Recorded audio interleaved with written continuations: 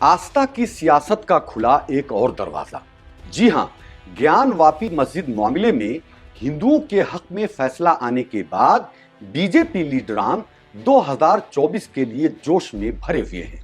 हुकूमत और बीजेपी के ऊंचे लेवल के लीडरों ने ज्ञानवापी मस्जिद के खिलाफ फैसले पर गर्चे कोई रिएक्शन जाहिर नहीं किया है, लेकिन कोर ग्रुप के दीगर मेंबरों, मिनिस्टरों और लीडरों ने अपना स्टैंड साफ करते हुए ये जता दिया है कि अब 2024 के लोकसभा चुनावी दंगल के लिए एक और बड़ा सियासी हथियार बीजेपी के हाथ लग गया है। यूपी के डिप्टी सीएम केशव प्रसाद मौर्य ने ट्वीट करके लिखा कि करवट लेती मथुरा काशी।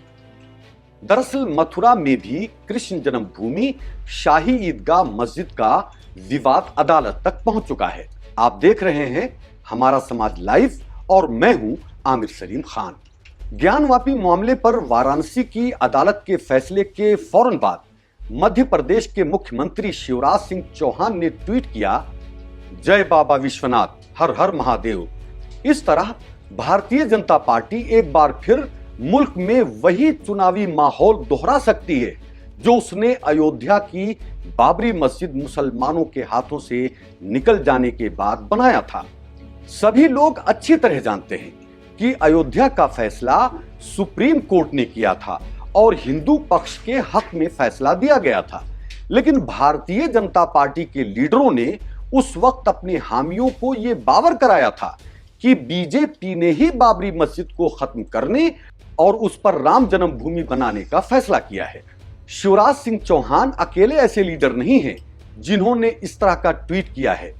सेंटर से लेकर प्रदेश सरकारों तक कई मंत्रियों और बीजेपी लीडरों के जरिए अपने सोशल मीडिया टाइमलाइन पर इस तरह का चुनावी माहौल बनाया जा रहा है।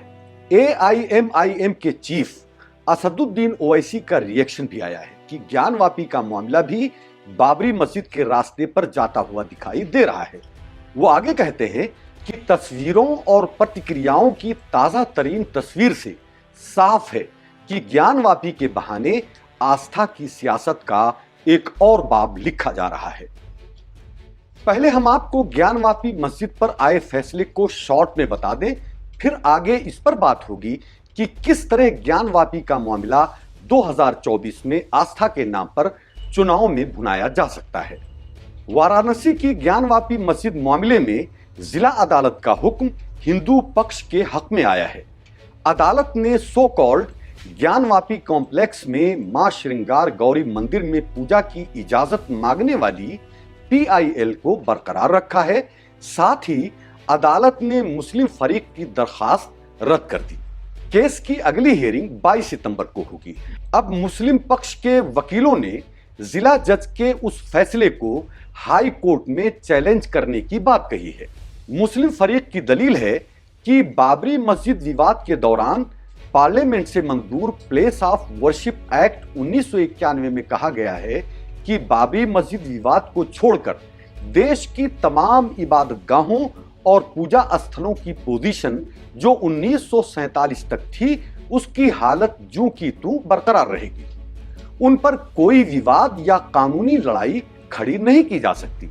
लेकिन वाराणसी की जिला अदालत ने ज्ञानवापी मस्जिद मामले में फैसला देते हुए कहा कि यहां मामला ज्ञानवापी मस्जिद के पूरे इहाते की मिल्कियत का नहीं, बल्कि एक मखसूस जगह पर पूजा का है जिसके लिए इजाजत मांगी जा रही है।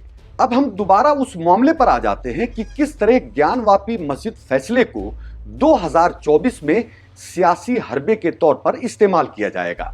आप जानते ही हैं कि 2022 के यूपी असेंबली चुनाव से पहले ही काशी विश्वनाथ मंदिर और ज्ञानवापी विवाद अदालत की दहलीज तक पहुंच गया था।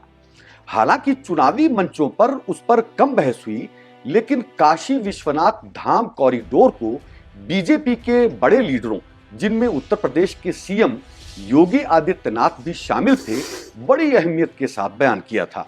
यह भी मालूम होना चाहिए कि उस कॉरिडोर का पीएम नरेंद्र मोदी ने चुनाव से सिर्फ 3 महीने पहले लोकार्पण किया था।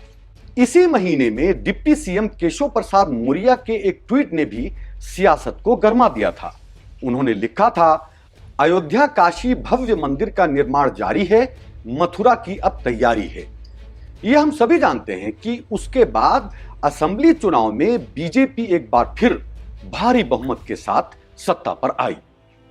अब ज्ञानवापी मस्जिद विवाद में मुस्लिम फरीक की दलीलें खारिज करने और हिंदू पक्ष की अर्जी सुनने के लिए कबूल करने के बाद 2024 के लिए आस्था के सहारे लोगों को धार्मिक पैमाने पर तौला जा रहा है।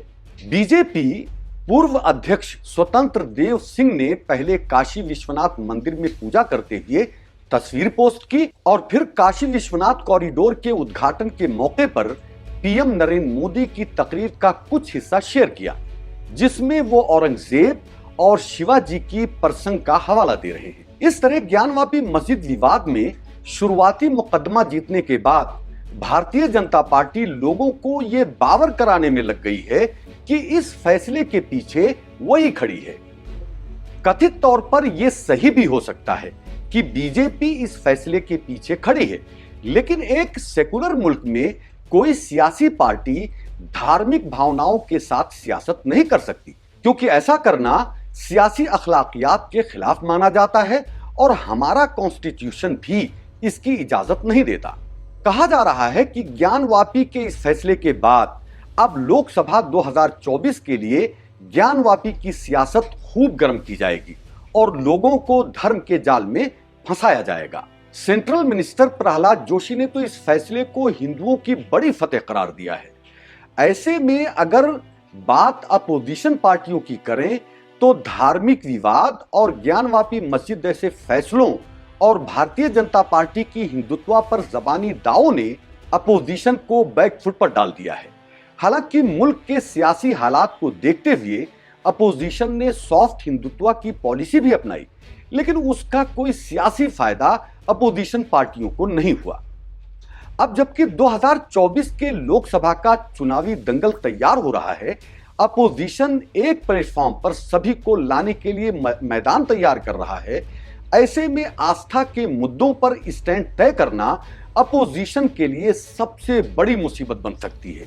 भाजपा जिस तरह से इन मुद्दों को धार्मिक रंग देकर भुना रही है, उन पर अपोजिशन की खामोशी तो मुश्किल है ही, बोलना और ज्यादा मुश्किल है। धर्म और मजहब अफीम की तरह होता है, जिसका नशा चढ़ता जाता है और उतरने का तो नाम ही नहीं लेता। कहते हैं कि सियासत में धर्म की मिलावट लोगों की सोच पर पहरे बिठा देती है और लोग भेड़ चाल चलने पर मजबूर हो जाते हैं। ऐसे में सवाल यह पैदा होता है कि क्या मजहब और धर्म के नाम पर सियासत होनी चाहिए या लोगों के जलते इश्यूज और मुल्क के मुद्दों पर बात होनी चाहिए? अपना जवाब आप हमारे कमेंट बॉक्स में लिखकर दे सकते हैं। वीडियो लाइक और शेयर और सब्सक्राइब भी कर लें। जय हिंद।